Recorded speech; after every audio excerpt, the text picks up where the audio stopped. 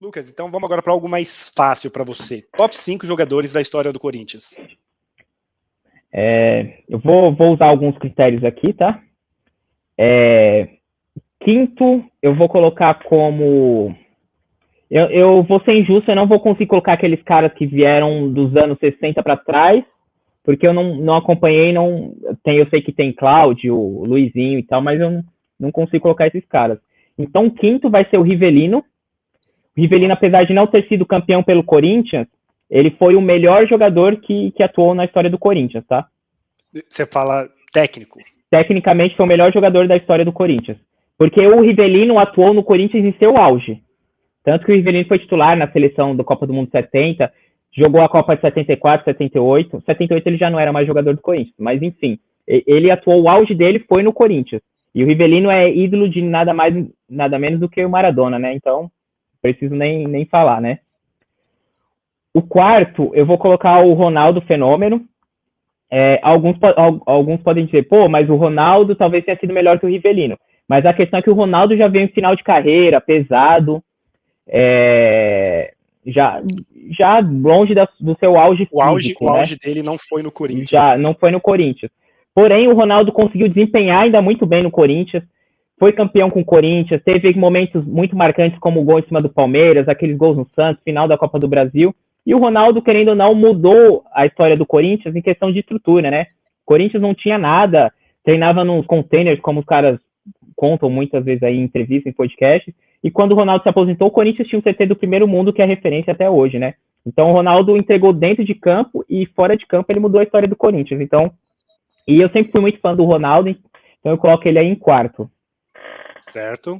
E aí o top 3? O terceiro, para mim, é o Sócrates. Muita gente que cita o Sócrates, às vezes até como o maior ídolo do Corinthians, cita aquela época da democracia corintiana, etc. Mas esquecem de dizer que o Sócrates foi muito campeão no Corinthians, porque ele foi tricampeão paulista durante a passagem dele, e para quem não se lembra, naquela época o campeonato estadual era mais difícil e mais importante do que o campeonato estadual. Libertadores, então, nem se fala. Então, você ser tricampeão paulista naquela época, onde o Palmeiras tinha time forte, o São Paulo tinha uma máquina, o Santos sempre chegava, você tinha Ponte Preta e Guarani com verdadeiras seleções de jogadores que iam para a Copa do Mundo, era muito difícil, fora os times do interior. Então, ele foi campeão 3 vezes paulista, e o auge técnico do Sócrates também foi no Corinthians, né? O Sócrates foi um craque, todo mundo que viu jogar confirma isso. Então, acho que o pessoal foca muito nessa questão de democracia corintiana e esquece de pontuar que ele foi super campeão, super craque dentro de campo, né? Eu acho que essa foi a melhor avaliação que eu vi do Sócrates até agora, que focou no que ele foi dentro de campo, né?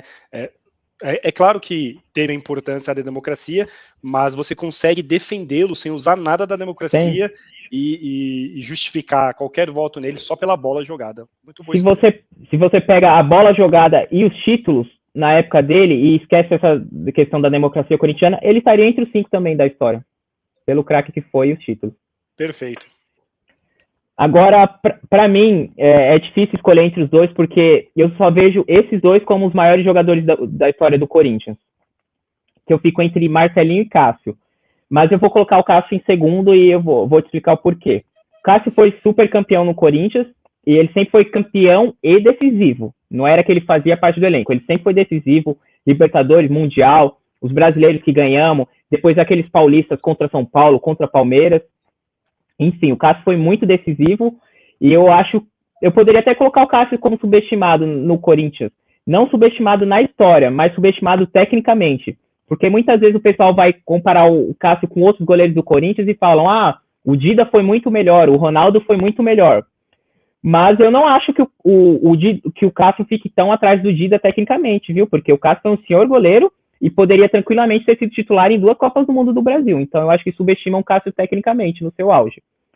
Porém, o Cássio nunca foi aquele jogador de chamar muita atenção da mídia, da torcida, apesar de ter sido campeão e decisivo. E aí que entra o Marcelinho, porque o Marcelinho tem tudo isso que o Cássio tem, títulos, protagonismo, números incontestáveis, porém o Marcelinho tem aquela personalidade dele, né? Às vezes até meio que errado, mas o Marcelinho simbolizava o que era o Corinthians, aquele cara meio rebelde, aquele cara que brigava, problemático, que dava aquele migué dele que era da igreja e aprontava.